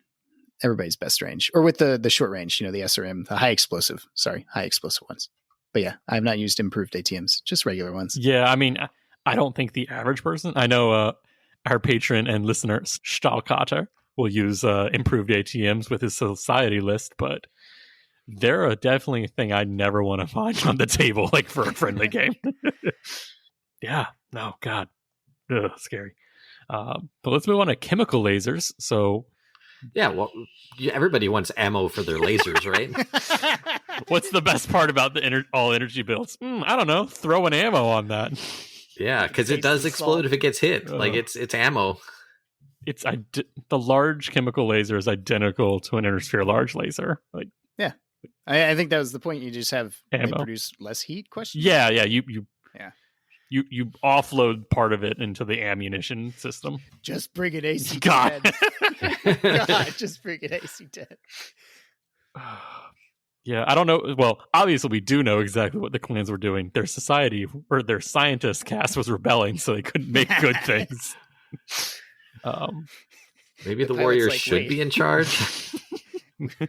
Maybe the Warriors need their brains scrambled with some good ammo explosions. Maybe everyone sucks. And the merchant class should lead. That's right. Hey, guess what? The clans did come up with something. Extended range pulse lasers. They took their best weapon and made it ER, finally. You got my ER and my pulse weapons. You got my pulse weapons in my ER. So these are just -1, right? Unfortunately, you reduce the accuracy, so he only gets the -1. Yeah. What do we think about the ER pulse versus the regular clan pulse? The regular clan pulse, like the large, goes out to really far anyway. The clan ER large pulse laser is the most broken weapon in the game. I haven't used ER pulse, but I don't think you need to do. It can't be better than the ER pulse. Or sorry, God, the clan large pulse. Right, the clan large pulse is just such a good weapon. It's unparalleled. They keep on trying to make something better. Yeah, the ER large pulse is just, it's LRM range. It's so dirty. I've been on the wrong end of a lot of ER large pulse lasers, clan large pulse lasers, and it's they're a staple in your family. In your Zipco, you all run pulse modes. I mean, people complain about clan PPCs. Give me a break. It's the large. Anyways, I've ranted about this before. ER pulse. I'll be honest, never used it. Don't know. You guys? Yeah, large pulse are scary enough. Why? Who thought this was a good idea? Maybe ER pulse medium laser is cool, but also the ER medium or sorry, the it's hard, right? It's hard. It is hard. The medium pulse laser, the clan medium pulse laser is, I mean, it's an inner sphere large laser that does 7 damage instead of 8 and gets -2 to hit. So that also didn't need an improvement. Not as nasty as the large pulse laser clan, large pulse laser, but yeah, I don't have an opinion on them because I haven't used them. All right, so we've had our fun pulse fun. Now let's stop doing damage and go to the plasma cannon. Diamond Shark's contribution to the war effort. Upgrade to the plasma rifle is the plasma cannon. So no damage, but 2d6 heat. Correct. So, oftentimes 2 or 3 heat is what we'll be rolling. But most of the time 7, and every now and then. Yeah, I was like, I mean, the same chance of getting a 12 as getting a 2. I'll take it. Yep. So what do we think about the plasma cannon versus the plasma rifle? I like doing damage as well. I do.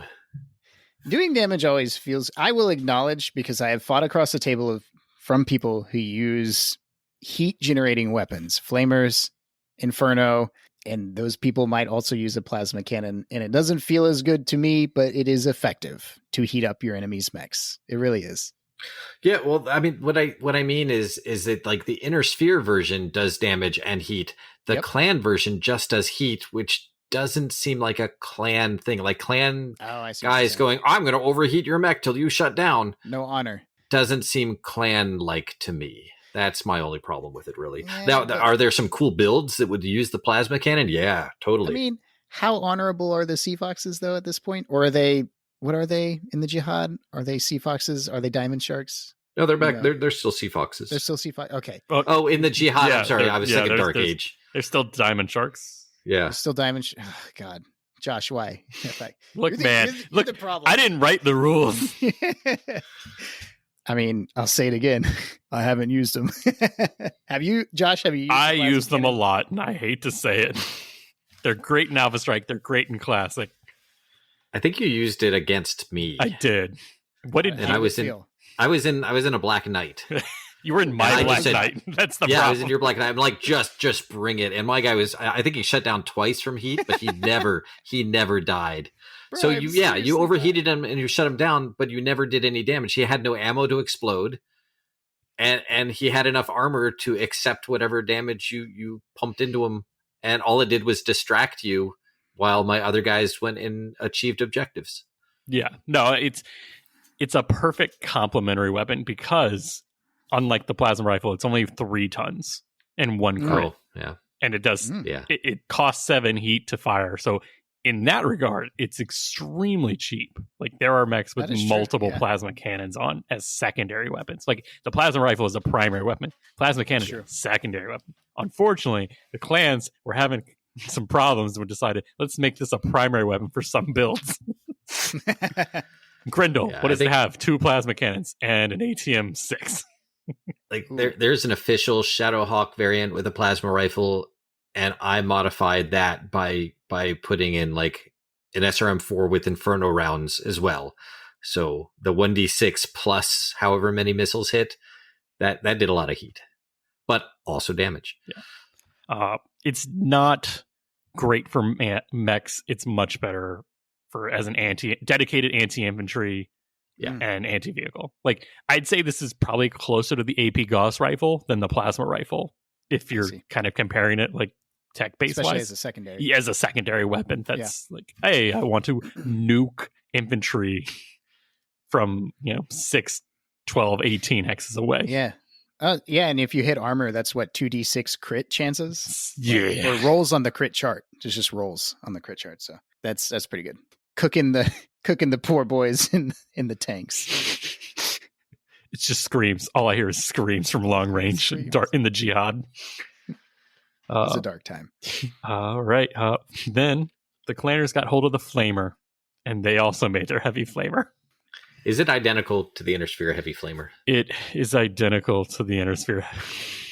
Okay, so we already talked about it. All right. We have the Streak LRMs now.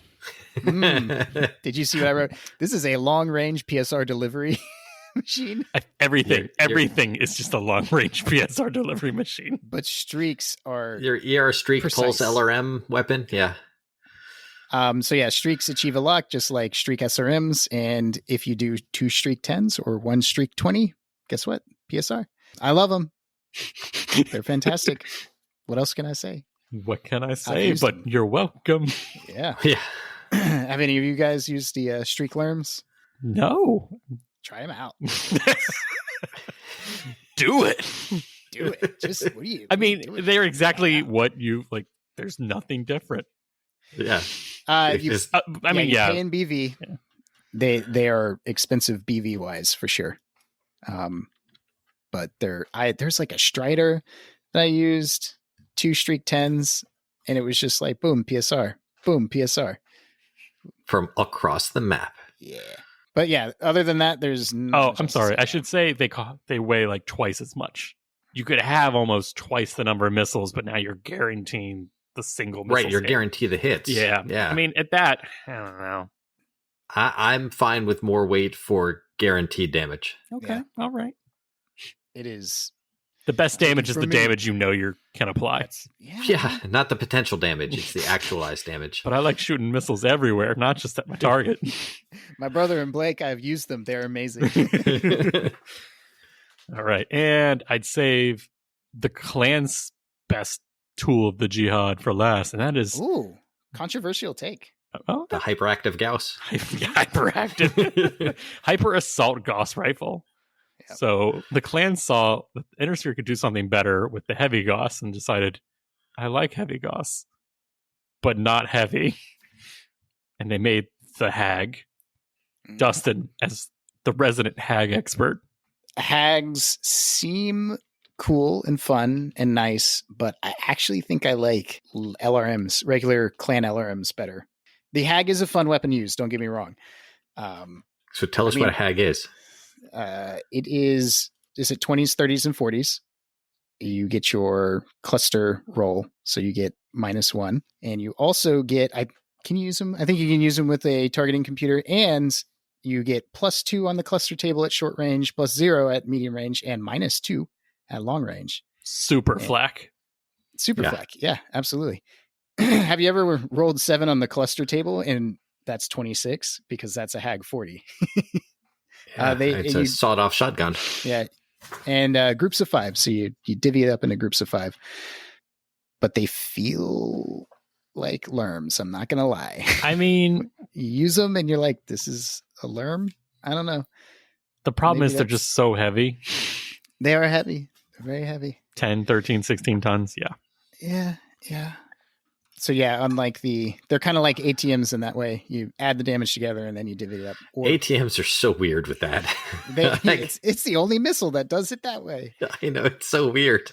But how else could they have done it? Right. You can't be rolling 56 single point locations. I have, and I did it wrong. The first time I used ATMs, I did. I did it badly. Yeah. Woo! We had a friend who was, we can't have nice things.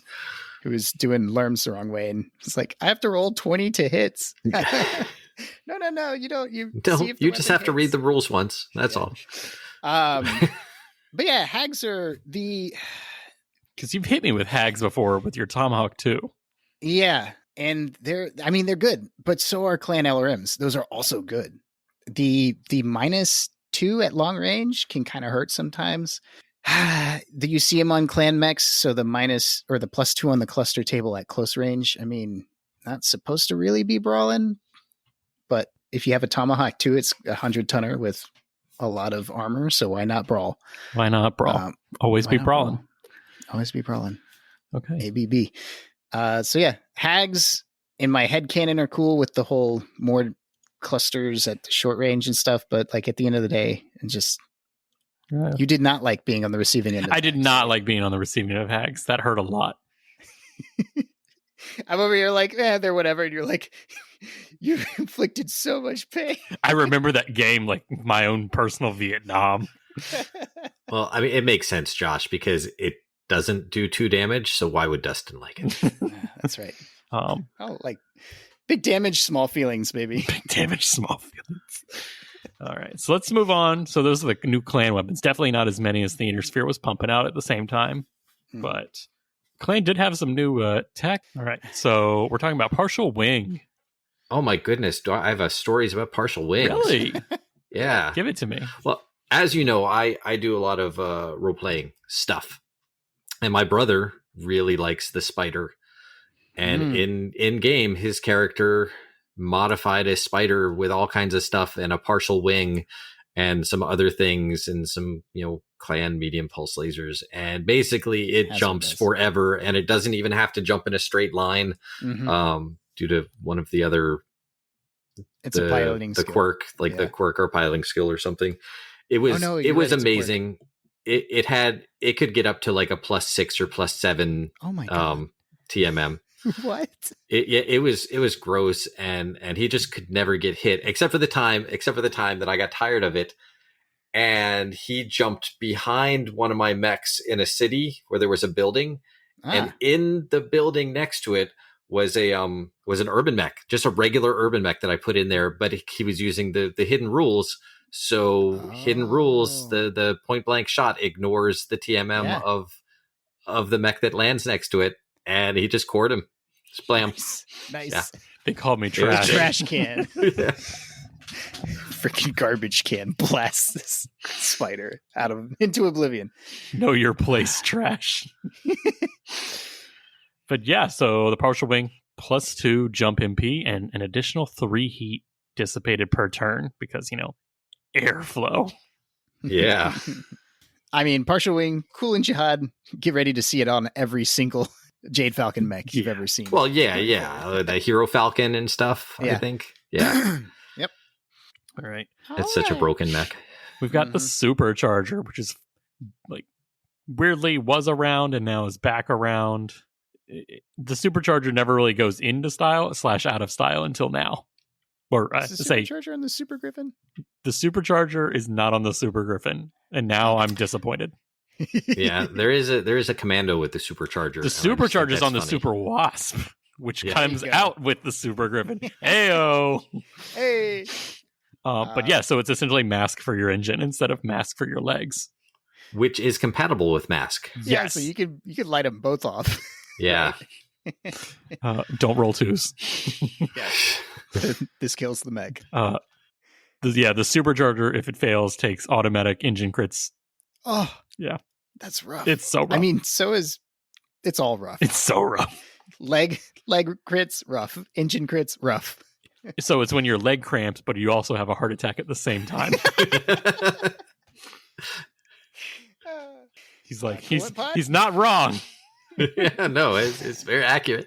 Right, we got but man, you go fast doing it. I was speed for 6 seconds. It's the last 4 seconds that really hurt. All right, we got the coolant pods. This is for those VSPs and No, I mean X-Pulse. It's would you like to turn your regular heat sinks into doubles / would you like to turn your doubles into triples for 1 turn? Look, I wasn't joking about the triple heat sinks. Right. Yeah. It's when you get hit by a bunch of plasma cannons. It's true. Coolant pods are cinematic. It's cool. Yeah. They're in MechWarrior Online all over the place. Yeah. Yeah. No, I mean it's we've had coolant tech around for like ever, but now we've put it on the mech, which is the problem, or good thing, depending on how you look at it. Yeah, so Watchdog is like Clan Smoke Jaguars, last great thing before they got kicked to the curb. Yeah. Not kicked to the curb. They'll be back. Put down and then brought back to life. Almost exterminated. There you go. But yeah, it's Clan ECM with a light active probe. Yeah. Okay. And then we've got Case 2 because Case 1 was cool. Let's make Case 2. And Dustin, you can describe Case 2 as I love Case 2. Oh wow! I thought Case 2 was an inner sphere thing. If you look up the rules for Case 2 in the Battle Mech manual and you read the italicized text, I love the italicized text in there. It is so much so true. What happens is if you take a crit to your ammo bin or your internal structure, you negate the crit, you do 1 extra point of damage to the internal structure, and you roll for another crit. And then if it hits the ammo again, anyways, you turn your pilot to mush most of the time. You're like, oh, wow, I took 2 ammo hits and now my pilot. Yeah, the mech is fine. But the pilot's brain it's gone forever. He's a vegetable now. Like every mech is supposed to have auto eject on unless the player specifically states at an end phase that he's turning it off. They're turning it off. I did not know that. So my Mechwarriors have never used the auto eject system. It's in the rules. That's fair. Whoa, That's we're fair. Mechbay. We don't pay for the auto eject repairs. The auto eject is a spring under the seat under tension. You had to take the auto eject system out so you could fit me under the rumble seat. All right. We got Artemis 5 because, we liked Artemis 4, but what about one better? Yeah, but Artemis 3 sucked, so yeah, good job on that. Artemis 5 is cool because you finally get, Artemis 4 is just an improvement on the cluster table. What we really want in Battletech is to hit things more frequently. It's true. And that's what Artemis 5 does. Yeah. You finally get your -1. -1 and +3 out of the cluster. Just wait till Artemis 6, man. Now that's the good one. And then to the electronic warfare, we've got Angel ECM. This is I believe that defeats improved C3, correct? Yeah, that's really what it is. That's what it was invented for. Yeah, it's a tit for tat. It's like a game of escalation between this is better than that, but then that thing's better than that. And Angel is the tippy top, right? Yeah. It's the most ECM of ECM. Until they have improved C3, yeah. That's right. Yeah, because Angel gets rid of Artemis 4, Artemis 5, Beagle active probes, Bloodhound active probes, C3 Master, C3 Slave. Yeah. And that's it. The Bloodhound active probe beats regular ECM. Yeah. Yep. Streaks, Narcs. Yeah. But, for ECCM or ECCM, it counts as 2. So, if you have 1 Angel, you can get rid of 2 regular ECMs. So, the Venn diagrams you have to draw on the map when you're dealing with that is once again Mega Mech only in my mind. 6 hex hard. No, me no do well. Me no. So I need to touch on the next one, which is Nova CEWS with an email first. Cameron Smith writes, in response to my C3 episode where I said clans do not have a C3 system, quote, clans do have a C3, but they hate it. And I've saved this email that entire time. It's a key feature of the Society designs and the Nova Combined Electronic Warfare System. The clans have banned it. It is available to clan watch operators and the Stone Lions in limited circumstances after the Society insurrection. It's a lot. It is ECM, C3. It's everything. Yeah, it's all of the fun of clan electronic warfare slapped into one thing. And you just, like I said, it's like improved C3. The problem is... It does not have tag. Yeah, it does not have tag. Oh, come on. It is compatible with the null signature system, though. Yeah, but I don't... There are only a handful of mechs, like the Society's Septicema, Cephalus, and the Osteon are the primary users of it.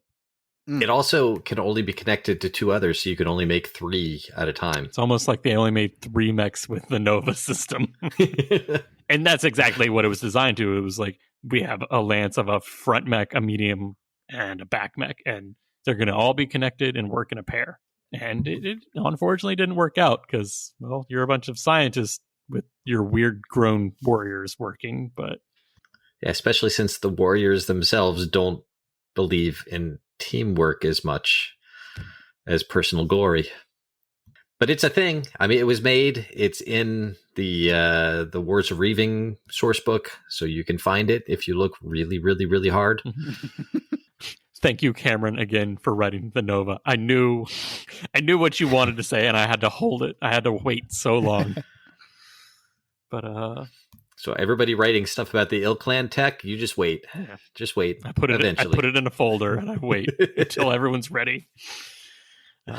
But so that's like all the equipment, and then we get to the mech building section, and that has a lot of little things that you can really use to optimize your build.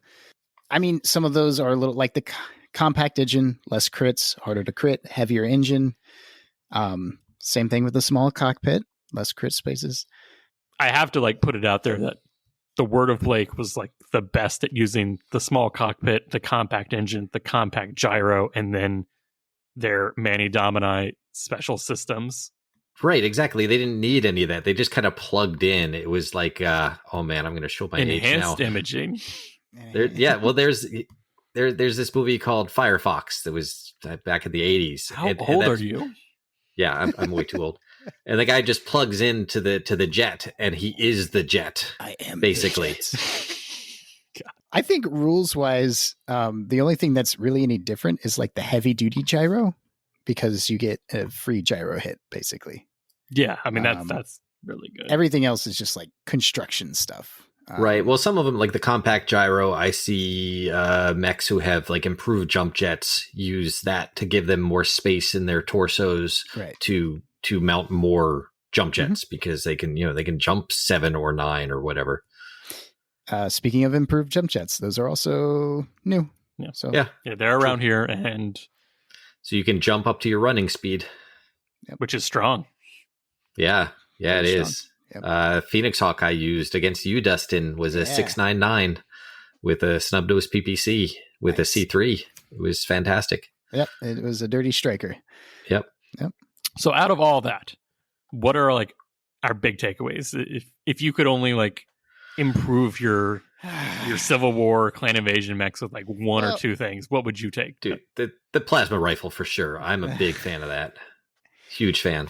I just have a perspective issue with this because the Jihad is the Dark Age retconned. So you're basically asking me what's my favorite thing about Dark Age tech, because this is mostly Dark Age tech. No, I mean, you're right. This is... Yeah, there's a couple of extra goodies, but really there's not that much left after this. You got a couple of things in Dark Age.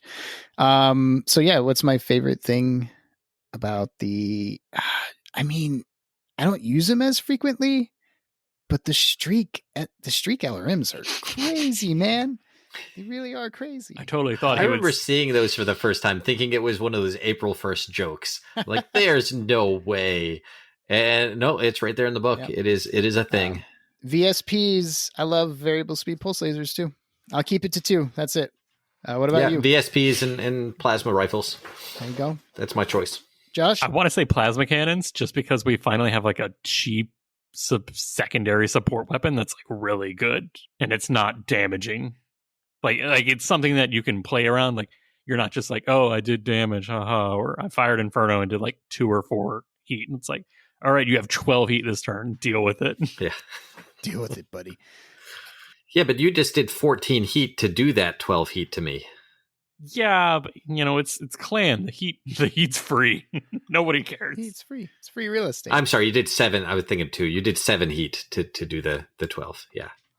You're right. I haven't used MMLs enough. I need to use them more, especially since several mechs in my escalation list have them. I mean, you've used SERMs, you've used LERMs. Yeah. Hold on. What did we come up this week, Denham, that we all hate? Because we heard a new player identifying medium lasers as M lasers. M laser. No, it was a large laser Garrett. Is a laser. A laser, a laser, and a laser. Yeah, one of the new players did refer to L lasers, M lasers, and S lasers. Oh, I love it. Yeah, we tried not to laugh. My laser. Or make fun. But a laser, a laser. And a laser. I'm gonna use my 6 lasers. I was I'm never going to repeat this after this. I get it once out in the world, and I pollute everyone's minds and ears with my laser. And then when you're across the table from me, buddy, you're only getting hit with lasers and slazers. From now on. Yeah, no, I mean, nothing else really attracts me in this. That's the problem. And I don't know why. I think it's just because so much of it is a variation of something. And a plasma cannon is a brand new, yeah, it's you could call it just a flamer, but no, it's ammunition flamer long range. So yeah, so that's our thoughts on the Jihad. Yep, that's the Jihad. Thanks for coming. We're excited to talk about the things that come afterwards. Yeah, this was an important step to progress along the timeline. We had to touch on this. We had to get through it. And there's obviously we missed things. Obviously there's holes in all of this, but if you talk to 3 people, you're going to get 4 different stories about how the Jihad went down. So either they're not going to talk about the Jihad, they're going to refuse it happened, they're going to be stuck playing in it because it has the most tech, or they're not going to talk to you at all. Right. They're going to be, this crazy guy. Nope, just don't make eye contact. But no, I mean, go ahead and talk to us in the Discord and let us know your opinions on how bad you think the Jihad is. And to the developers, it had to be done. So just like we had to get through it, they had to get through it too. I think it was just what had to be done. So I love how you think they listen to this. In case, I want to cover my bases. Hold on. So we never touched on this in the news section, but after our last Quirks episode where we talked about that's how true. Everybody hated. That is true. No. Keep going. This was true. So we had our Quirks episode. We talked about our favorite one, no torso twist. Right. And how horribly broken and how much it doesn't make sense. Yeah. And because days later, it is FAQ'd. And so I need everyone out there to know that in Quirks, there's no longer no torso twist. It's been struck from the Battle Mech manual. Quote, remove no torso twist as a quirk. From all mechs. Yep. So you're right. Maybe they are listening because, that happened. What are our thoughts on that? No, I mean, just a quick, 2-minute, good. Positive. Oh no, I'm now I'm mad it's gone. Yeah, right. I hated it before. Why would you take it away from me? No, I was obviously it was a game changing. It messed with the fundamental rules of basic play. So I 100% obviously am supporting that removal. And they left all your other quirks. So yeah. Yeah, and if you're mad at that, then just don't play with the FAQ. Twist. Yeah, just don't torso twist. All right. All right. Anyone got anything else? No, I'm jihaded done. out. Well, I'm back from vacation, so get ready to get back into the swing of things big time. So, anyone want to send us home? That's it for us today. Check us out on Facebook at the Mechbay Podcast. Join us on the Discord for daily BattleTech related talk. Send us your questions and comments at the Mechbay Podcast at gmail.com. And remember, Blake be with you. Thank you. I missed you all. And also with you.